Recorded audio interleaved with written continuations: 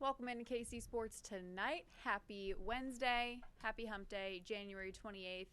Gabe, we got to hear from Eric Bieniemy for the first time in a long time because he's back in Kansas City. And as he said in his Zoom media availability today, he waited out the storm to come down here. So I guess that's why we had to wait a few days to get him on Zoom. But we got him. Did you listen to his press conference at all? I did. I listened in. I thought that the comments that he made about talking to Travis Kelce and Patrick Mahomes briefly, not about football, but just about life, and just he said he was excited to be chopping the wood again. We were starting to get some of the EB lingo again. Yep. There's just more and more things pointing toward Travis Kelce playing for another season, and I don't know if the Eric Bieniemy rehiring was the thing that pushed him over the edge, or whether he was just already going to come to that decision. But I would honestly, given the way that everyone in the organization has talked about it, the way that Clark Hunt expressed interest in him coming back on Good Morning Football yesterday, I would be at this point I'd be kind of surprised if he doesn't. But I think that the press conference from Andy Reid at the start of the week, and then the press conference today with Eric Bieniemy, you're hearing kind of similar things. He was really, really praising Ben Johnson for things, and he was talking about the run game with the Chiefs, which I think is going to be one of those wait and see things, at least for my perspective, as to whether they get better at it. Because it also depends who they get in the building. It also depends, exactly. It depends on what they do from a scheme standpoint, but it also depends, as you say, as who is running the football, because they will presumably have one, if not two, new running backs, whether that's free agency or the draft, remains to be seen. I think it's one of the biggest question marks of the offseason, and there's so much to dive into. They have, as we said a couple weeks ago, Andy Reid made a bet on himself by bringing back someone who he was so familiar with that it was a bet on kind of nostalgia, and it was a bet on chemistry and all those kinds of things. We'll see if it plays out, but Eric Bieniemy press conferences, just that as an experience, are back, and those are back. fun. So from like our job perspective, I think that's a good thing for us. We'll see if it's good for the Chiefs. Yeah. EB. He said that someone asked him, like, have you changed all over the last few years? And he's like, yeah, I mean, like every person, changes or whatever a certain amount of time. He's like, but EB is still EB. A little third-person reference. I was like, yes. The main takeaway that I got was that it was great to talk to him, but very clearly, like, not a lot of football has been discussed because, like, several reporters were trying to ask him, like, oh, what plans are you thinking about for, what did you learn that you're going to take with you here, and what do you want to implement? How are you going to make these changes? It was specifically the how are you going to go about making these changes of, like, any issues that were had in this offense or whatever. And he kind of just kept saying, he's like, it's very early. I just got here. So. I think all of that. I think that's something that we're just not going to get a truthful answer on at this point. Yeah. And I don't know if we'll get a truthful answer on it when it comes to OTAs and mini camp and training camp in St. Joe again this summer. Mm-hmm. But I will promise you that late January, whatever Eric Bieniemy has told Andy Reid during their interview process or rehiring process was not going to make it to a Zoom press conference with reporters today. Yeah, and but he did say he called himself a kid in a candy shop, which I thought was fun, saying he just feels so giddy and so happy to be back in Kansas City. He did say that Chicago, it was starting to feel like home, but when Big Red calls, you have to realize that maybe it's time to go back to your real home, which I thought was a cool little quote from him. He basically just said, it was too good of an opportunity to say no to. And I mean, also when you look at the big picture of it, like he was the running backs coach, and it is an upgrade position to begin with. Yeah. So, like, yeah. But I'm sure he's happy to be back with Andy Reid. And as Andy Reid confirmed on Monday, he's still going to be calling plays, but he's happy to take input like he always has. So that's that. Any more Eric Bieniemy thoughts before we move on to snub or no snub? I'm in wait and see mode. Yeah, me too. I've been critical of it from a process standpoint. We'll see whether it yields good results. This organization has done poor process things and had good results before, and I think that the poor process resulted in bad results this season, and we'll see whether 2026 is a lesson learned or if something changes. This is still the offensive coordinator that helped them get 2 Super Bowl rings, so maybe he's still got it. We're going to wait and see, like Gabe said. Someone else who's going to have to wait and see when he gets to be in the Hall of Fame is Bill Belichick. What was your initial reaction when you got the notification that he is not first ballot Hall of Famer? Yeah, I was pretty shocked. So it's interesting that this leaked now because we were going to find out that who makes the Hall of Fame next Thursday, the 5th. NFL honors in San Francisco for Super Bowl week. Yeah. And that show, the one thing that you can say about it is that the Hall of Fame members that get revealed there, I think that is almost one of the biggest parts of it. It's like it's probably like top 3. Walter Payton Man of the Year comes out and an MVP comes out. The thing with MVP is you usually know just based on All-Pro voting. Yeah. Walter Payton Man of the Year is a prestigious honor, and that one stays under wraps. And in an era of like, you could look at all of the on-field awards and pretty much predict who's winning, aside from like maybe a surprise or two. Mm-hmm. That award and then who gets into the Hall of Fame are the two things where it's actually surprising or it's suspenseful as to who gets in. And I think that if it had made it to next Thursday and Belichick had not gotten in, that would have taken people by surprise. Instead, we had this internet storm, and I think that this story, I think it's crazy that he's not a first ballot Hall of Famer. If he's not a first ballot Hall of Famer, there are no first ballot Hall of Fame head coaches. And to Neil's point, we had this discussion in the newsroom this afternoon. There are no, they're just, coaches do not go into the Hall of Fame on first ballot more often than not. Don Shula, who's one of the all-time winningest coaches in NFL history, took him 5 times to get in. Mm-hmm. Vince Lombardi did not go in on the first ballot. Andy Reid, when he probably eventually goes in, will probably not go in on the first ballot. So Bill Belichick not going in on the first ballot is not a huge shock, but it points to the problem with the system in the NFL voting system, which the general public is not aware of. The general public is just thinking, oh, these voters had are you a Hall of Famer or are you not a Hall of Famer? Yes, no, green button, red button option ahead of them. That's not the way that the system goes. Yeah. The the Pro Football Hall of Fame is modern players. It is coaches and contributors and legends, and they're grouped into different categories. So Belichick and Robert Kraft, who's the Patriots owner, who's also in the same category at the same time, which is ironic given their current relationship, and 3 players who are from not the modern era, they were all available to be voted on, but voters are only allowed to vote for 3 of the 5 maximum. Yeah. And I read the KC Star this afternoon. Vahe Gregorian had a great column. He's a voter, and he said Bill Belichick is a Hall of Famer. I didn't vote for him this time. And he laid out the whole process of he felt like the 3 guys who were not Kraft and Belichick were deserving candidates, and if he didn't vote for them, you run the risk of them sliding off of the ballot and never getting into the Hall of Fame.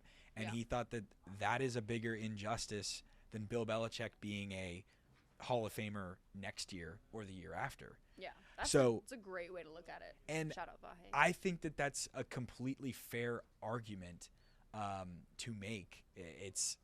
And he ended his column saying, I hope that the Hall of Fame reevaluates this, because the process doesn't – that process, it shouldn't have to be like that. It should be a little bit more like the Baseball Hall of Fame, where this year 2 guys go in, Carlos Beltran and Andrew Jones, and some years 5 or 6 people go in. And it's just because the voters have a whole list of guys, and they can vote for you can vote for as many as you'd like, or vote for none if you don't want to.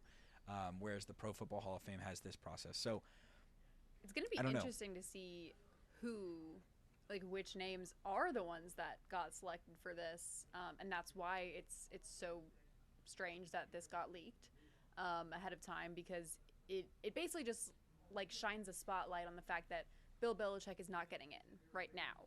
He will obviously eventually. Yeah.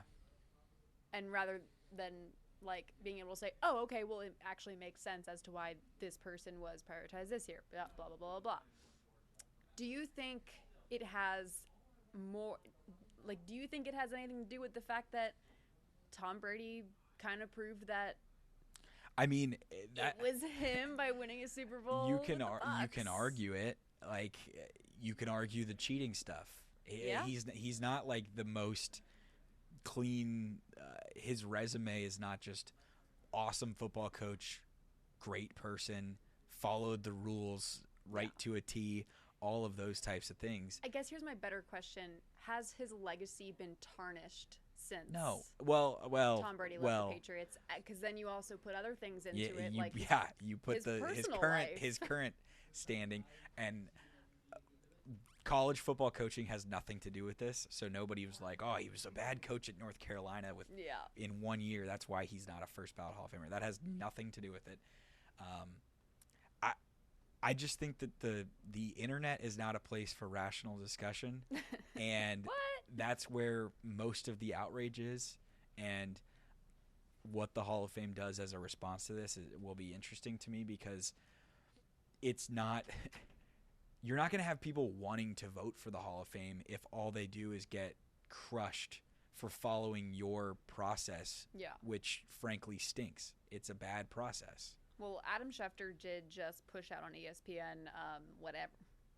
Do with this what you will. The Pro Football Hall of Fame released a statement today that it could remove voters who violated bylaws. So I think that speaks more to voters talking about other voters and how they argued, because someone has to, as crazy as it is, going into the process of it, someone has to stand up in front of the voters and make the case, make the argument for people to make the Hall of Fame. You get tasked with, this person is a candidate, make their Hall of Fame case, and then people get to argue and discuss it, I guess, for the sake of everyone having an opinion about it. And there was a leak, at least in the ESPN report yesterday, that came out where we found out that Bill Belichick was not a Hall of Famer, that at least one person who's a voter, Bill Polian, former GM of the Colts, was talking about the cheating scandal and all of those types of things. And I think that the Hall of Fame is probably a lot more upset about the contents of the argument being leaked than they would be about someone like Vahe explaining their vote. Yeah. Which is an educated thing to give people a peek into the process. Whereas the Polian thing kind of feels like whoever leaked that just wanted to throw him under the bus. And for the record, Bill Polian told Matt Verderam, who works for Sports Illustrated, that he did vote for Belichick. So everyone's word is who knows what the actual voting block is. Yep. But I don't know. I really do think, though, that this has enough of a chance to stir the pot to the point that the voting process changes. Or maybe it doesn't, because maybe the Hall of Fame loves this, that they've got people talking about it.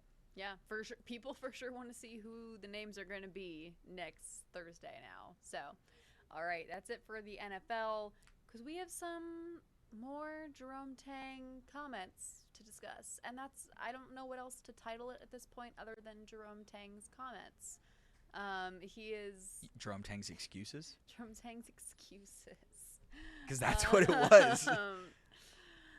Jerome Tang is on. He's making waves on the Twitters again, the social medias. Last night, K-State loses a close one. I'll say it was close. Close one at West Virginia. A lot of weirdness happening towards the end of the game with PJ Haggerty trying to draw a horrible foul on a three-point attempt. That was one of the worst foul drawing attempts I've ever seen. That was bad. Sorry, it was. Obviously doesn't get the foul because it wasn't a foul. And they lose the game, and Jerome Tang kind of avoided, getting fined by the Big 12 or whatever for making any ref comments. But in like the very last question of his press conference, someone asked him, simple question, in one word, describe what the Big 12 is like Big 12 basketball. And it starts off, he gives one word, and then he just goes into a 2-minute answer about how it starts with, he's talking about how he's trying to build a program so that you can compete in a conference as dominant as the Big 12 for men's basketball. And then it turns into a rant about how there are 3 guys who are not on his roster right now who should be on his roster. He didn't name those players, but if you were paying attention to K-State men's basketball roster, you can get to 2 of the 3. I don't know who the third one is. I bookmarked who. Tyreek Smith, who transferred from Memphis during a season and didn't get a waiver, which he shouldn't have, which is in the era of weird NCAA rules. That one at least makes sense. Max Jones was the other one. And he was on the team last year. He was on the team last year. He played 5 years of college basketball at the Division II and Division I level. Shouldn't have gotten a waiver. It makes plenty of sense that he didn't. Yes. People are thinking that it's Bryce Desert. Okay. And he's I believe he was an international player. I think so. Who they couldn't get cleared. And he kept saying it's because the NCAA or whoever is changing the rules. So he's not able to build a roster because they keep changing the rules on him. I think that if there's K-State fans listening to this, we're preaching to the choir. And if there's KU or Mizzou fans listening to this, they're, for the most part, probably just listening out of sheer joy for the disaster that has taken place in Manhattan this season and the failure to this season. Well, the failure to rebuild or continue to fix things that have been issues for the last 2 seasons, essentially since Marquise Noel and Keontae Johnson led him on a crazy Elite 8 run and a team that you could argue should have gone to the Final Four if they hadn't lost to FAU and kind of choked that game away. I don't understand every single game that K-State loses, there's a new excuse, and there's this time it's this nonsensical stuff about guys, the rules changing. Jerome Tang has coached at K-State for the entirety of his time at K-State in the NIL era. So you can argue that the transfer portal and the eligibility rulings and all of those types of things are confusing. But if we talk a lot about the process of doing things, and whether it is good process, specifically with the Chiefs. I will say this for Jerome Tang. If you thought that your plan was going to be, as a process, to bring in a guy from a school who had already played in an exhibition game for another university and play him in that season, and you also planned on a guy getting a 6th year who has played all 5 seasons at the NCAA level, Division I or Division II, that eligibility remains the same. You expected to fall back upon a, frankly, stupid process. Like, that doesn't make any logical sense to try to do things that way. So no one feels bad for you when it didn't work out, and that is not an excuse. It doesn't change the fact that no one on this team has really hit their ceiling other than PJ Haggerty, and he's doing it, I think K-State fans would say, mostly empty stats. Like, he's out there scoring 20-something points a game. He's top 5 in scoring in the country. And you watch every game, and it's like, oh, PJ Haggerty had 24 tonight, but K-State lost, so it didn't really put any game pressure on the opponents. I think that K-State fans are probably sick of it. Yeah. I don't know if they're going to be willing to stomach the buyout, and if they are willing to stomach the buyout, the only reason they're going to be capable of doing that is because Chris Kleiman had a big enough heart to go and retire and not force their hand into him being pushed out the door via firing and via severance, and that would allow the university to maybe have enough money to pay Jerome Tang's buyout. So much. I honestly, yes. So and the buyout is the reason why he's still there. Yeah. He had one fantastic first year that we have come to realize has largely been because we just didn't realize how good Marquise Noel and Keontae Johnson were. I mean, we realized how good they were, but we didn't realize just how good they were. I genuinely, because I'm always interested to see what the fans of these schools think. And again, I'm not from around here. I didn't go to any schools around here. I'm not a fan of any of these schools. Yeah. This is coming from such an outside point of view. I like to see how these fans are thinking, and I genuinely cannot find a single fan on K-State Twitter, on Instagram, on any social media comments that wants Jerome Tang to be the coach there right now. They all want him out. Like, the comments, they feel the same way that I think KU fans feel about him right now. Like, they know they're not in a good place, and they know that he's only there because of the buyout right now, and it's the number one thing. They're like, we can't stomach this buyout right now. I mean, Saturday night, Melvin Council wabashing at midcourt and stealing twice, and then doing it and then stealing the ball, Trey White dunks, and then doing it again. That is the kind of stuff that, like, we've seen it in, what season would that have been? The 2020 season, the season that ended with COVID.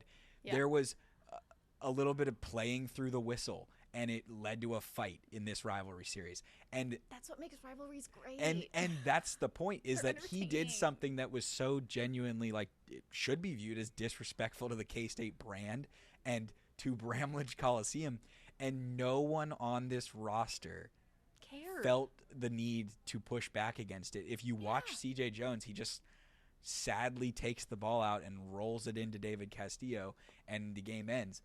And that would never – and as such, you go online and, to your point, like, trying to find K-State fans who want him to be there and want or see any positive for the future. And most of them are like, I just find the council stuff funny. Like, they're like, I don't they're checked blame out. They them. don't care. Exactly. They don't care about the season anymore. And it's unfortunate for a guy like PJ Haggerty, who's a great player. It's unfortunate that he's spending a year here at K-State surrounded by a team that's just bottom of the Big 12. And every post-game comment that I see is I don't like how much – and I understand as a coach you always want your players to be better. 1,000%. But I don't think it's flattering when a coach says it so frequently and so publicly, like, all the time. Oh yeah, as like last night he did it with Haggerty about the foul, like attempting to draw the foul. Saturday night he said Nate Johnson and David Castillo have to be better. He says, and it's not. He singles them out every single game. Yeah, and it's not in the way that other coaches do it, where it's like, it's different. I know that these guys can be better, and like, we can get them to do it. It's more of like, I mean, if they had just, it's more of, from a tone, it's more of like, if they had just done that, we would have won. Yeah. And I think that's where it feels like, you say, excuses. Like, can we label it as Jerome Tang's comments? It's just Jerome Tang's excuses, and every loss brings a new one. So it's brutal, but the fan base is on the verge of apathy, and that's where, as an athletic director, Gene Taylor, you've got to be terrified. That's something I always really respect about Chris Kleiman. Chris Kleiman was like the best coach in terms of put it all on me. Like, even if maybe he really was like, dang it, I wish like blank kid, caught the ball or made the play or whatever. Yeah. He never said it in a press conference. So, I don't know. That those are my 2 cents on that. Quick 2 minutes before we go. AJ Jabansta, Darryn Peterson against each other. 2 of the best freshmen, maybe the 2 best freshmen in the country. College Game Day is going to be at Allen Fieldhouse this Saturday. Darryn Peterson is expected to play, is what we're hearing. That's what Bill Self told John Rothstein today. So yeah, that's what we're hearing. How excited are you for this matchup? I think it's huge. It's crazy to me the camping story that Zach Fisher did yesterday in Lawrence was great.